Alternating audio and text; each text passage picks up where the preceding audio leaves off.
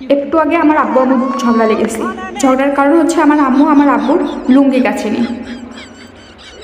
তাদের ঝগড়া চলছিল। আরে ভাই কন্টিনিউ করো, আমি শুধু তাদের পাশ দিয়ে জগে করে পানি নিতে যাচ্ছিলাম। এ কি, আমাকে দেখে পুরো ঘটনা উল্টে গেল। সব দোষ আমার, সব দোষ আমার হয়ে গেল।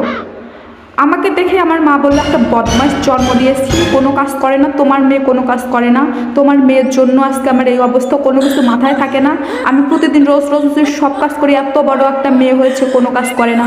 আরে ভাই তোমাদের ঝগড়া লেগেছে, তোমরা কন্টিনিউ করো, এখানে আমি কেন? আমি কি করলাম? আমার কোনো দোষ নেই, শুধু আমি একটা পানির বোতল ভরতে গেছিলাম। সব দোষ আমার। আমাকে দেখে সব দায়ভার আমার উপর উঠলো। মানে পুরো ঝগড়া উঠে গেল। আব্বু আমার দোষ দিচ্ছে, আম্মু আম্মু আমার দোষ দিচ্ছে। কেন ভাই কেন?